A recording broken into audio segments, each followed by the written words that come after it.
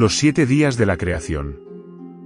Los 7 días de la creación son una descripción de la manera en la que Dios proyectó su espíritu hacia la materia. Es necesario comprender que en el mundo de Dios, el cual es el universo eterno pues el nuestro es el de la manifestación, no existe ni el tiempo ni el espacio. Sin embargo, la creación de los universos físicos se produjo por acceder Dios a la creación de un universo lineal en el cual existiese el tiempo y el espacio como la distancia, como hoy en día los conocemos. Pero, ¿cuánto es un día de Dios? Según la tradición hindú, un día de Brahman es 4,5 billones de años. Así 7 días serían aproximadamente unos 30 billones de años. Cuando a Edgar Cayce le preguntaron acerca del tiempo representado por un día de Dios, contestó: 1000 años son como un día es igual a 1000 años a la vista del Señor. Con esto quiso decir que el tiempo carecía de importancia ante la presencia divina de Dios. El tiempo y el espacio son simples conceptos productos de nuestra conciencia finita. La mente, creadora de todas las ilusiones, trajo el tiempo y el espacio como elementos imprescindibles para la creación de los mundos materiales. Aunque nos cueste trabajo admitirlo, nuestra involucración con el mundo de la materia es algo necesario para que podamos regresar a la fuente de donde partimos. La experiencia es el elemento imprescindible para la realización por el alma de lo anteriormente conocido, solamente por conceptos. La ley no es comprensible hasta no ser experimentada. Y esta experiencia junto al conocimiento trae la sabiduría, la cual es eterna. A diferencia de lo enseñado hasta ahora por las religiones, la totalidad de las almas fueron creadas al principio. La creación, tal como se describe en las Sagradas Escrituras, es un reflejo simbólico de las verdades ocultas conocidas por los escritores de los primeros textos, redactados en el antiguo idioma hebreo. Estos textos, más tarde, fueron traducidos, primero al griego y después al latín. El primer día de la creación se refiere a la separación de la luz de la oscuridad, siendo la luz la manifestación de la consciencia del hombre como ser creado por Dios. Cuando los textos bíblicos mencionan que Dios dijo, hágase la luz, lo que con esto quisieron decir fue, hágase la consciencia en el hombre. La consciencia es el despertamiento del ser, por eso el ser humano debe buscar esa luz en sí mismo, pues la separación de la luz de la oscuridad no se refiere a la luz como la conocemos nosotros. El primer día es por tanto el primer instante del despertamiento de la consciencia, cuando ésta fue proyectada fuera de Dios para que de ella naciera el alma de los hombres. Y fue así como estos se convirtieron en hijos de Dios. Al haber sido así creado el hombre, este es el mayor de todos los seres de la creación, y él mismo se encuentra aún por encima de los ángeles de Dios.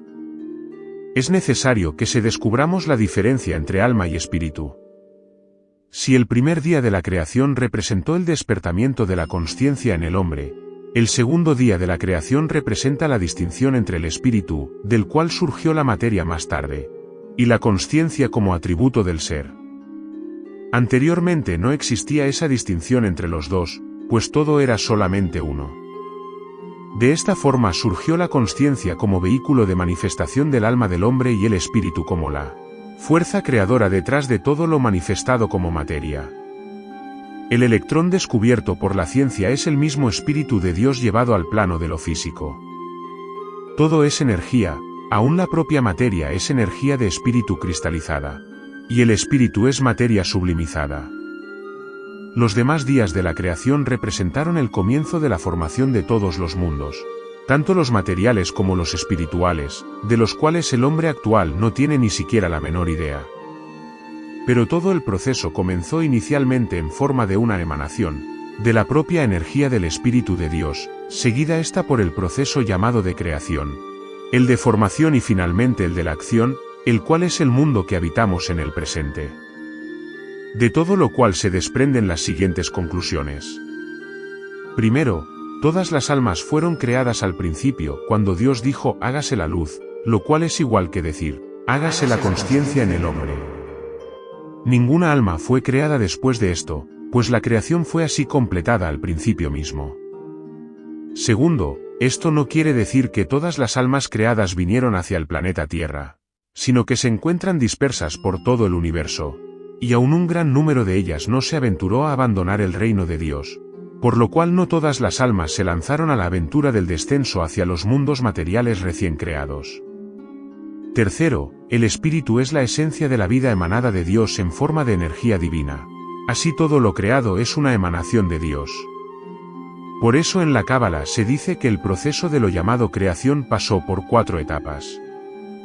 La primera fue la emanación de todo lo creado del mismo Espíritu de Dios. En la segunda etapa de la creación, la energía comenzó a diferenciarse. En la tercera, se produjo el proceso de la formación en el cual comenzaron a aparecer las formas de lo que sería más tarde el universo material. Por último, tuvo lugar la etapa llamada de la acción, en donde lo creado comenzó a funcionar activamente. En esta etapa es en la cual nos encontramos actualmente. La aparición de los primeros continentes.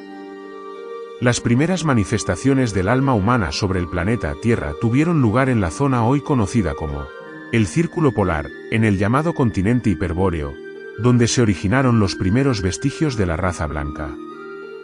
Entiéndase que en aquellos tiempos esa zona del planeta no estaba cubierta de hielo, pues se encontraba situada un poco más al sur de su presente localización, la cual cambió cuando tuvo lugar un ligero movimiento en el eje de la Tierra. Aunque el hombre no poseía todavía un cuerpo denso, como lo tiene hoy en día, su vehículo físico era el cuerpo etéreo, menos denso que el físico. Aunque el cuerpo etéreo era mucho menos denso al físico de hoy en día, aún así, este era para el alma un cuerpo físico en correspondencia con el grado de evolución existente sobre la Tierra. En aquellos días, la distribución de los continentes era totalmente diferente, pues solo una parte del actual continente norteamericano estaba fuera de las aguas del océano. Sobre las aguas se encontraban las actuales Utah, Nevada, Arizona y Nuevo México. Estas zonas eran fértiles como también lo era el desierto de Gobi en el este de Asia, en donde igualmente florecía la raza humana, pero con un cuerpo etéreo. Lo que es la mayor parte de Suramérica estaba entonces sumergida en las aguas del océano, excepto la cordillera de los Andes y el actual Perú.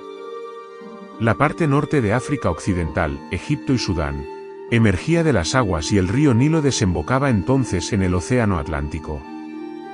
En Europa y Asia, las regiones de los montes Cárpatos y las montañas caucásicas, Noruega, Mongolia y el Tíbet estaban sobre los niveles del mar y en esos sitios se desarrollaban varias de las razas, aparecidas ya en cuerpos etéreos sobre la Tierra.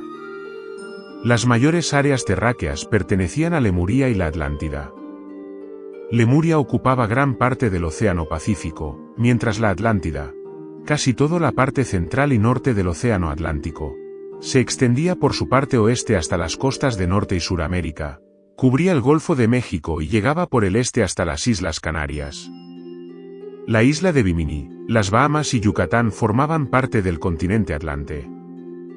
Cuando comenzaron los cataclismos en el año 50,700 ADC, Lemuria perdió gran parte de su territorio, el cual se hundió en el Océano Pacífico.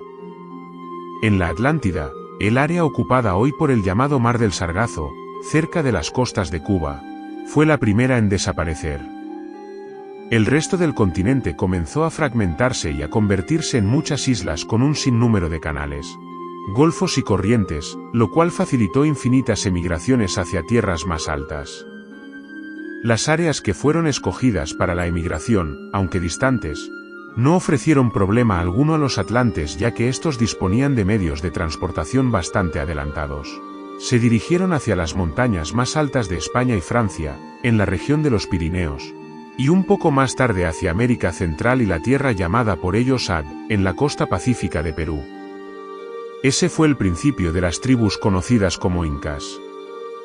A partir de ese momento comienzan cruentas luchas entre las dos facciones formadas, por un lado los hijos de Belial y por otro los de la Ley del Uno. Los hijos de Belial fueron las fuerzas destructivas sobre el planeta Tierra, y llegaron a realizar sacrificios humanos para calmar a los dioses inventados por ellos. Este tipo de sacrificio continuó siendo practicado más tarde por algunas tribus de América Central, quienes lo aprendieron de aquellos, los hijos de Belial. La civilización de la Atlántida pasó por los mismos procesos evolutivos que el resto de las razas habitantes de La Tierra, con la diferencia de que la raza atlante evolucionó mucho más rápido que las demás. Así vemos que lo sucedido en la prehistoria, antecesora de nuestra historia actual, es muy diferente a lo enseñado por arqueólogos, antropólogos y otros científicos. Por ejemplo, la búsqueda del eslabón perdido, aquel ser medio humano y medio bestia, ha sido hasta ahora una falacia. Existen pruebas de que, inclusive, se ha tratado de forzar a expertos antropólogos a admitir que los huesos humanos hallados en sitios cercanos a otros de origen animal pertenecen a un solo tipo de humano con características de ambos, lo cual más tarde se probó era completamente falso.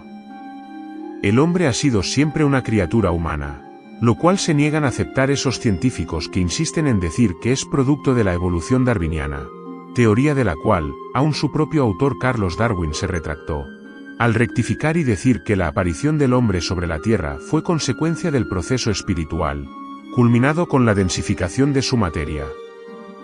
Todavía la vanidad de los hombres de ciencia no les permite aceptar que el ser humano desciende de Dios, y que Dios ha jugado y por siempre jugará la parte más importante en todo lo creado y universalmente manifestado.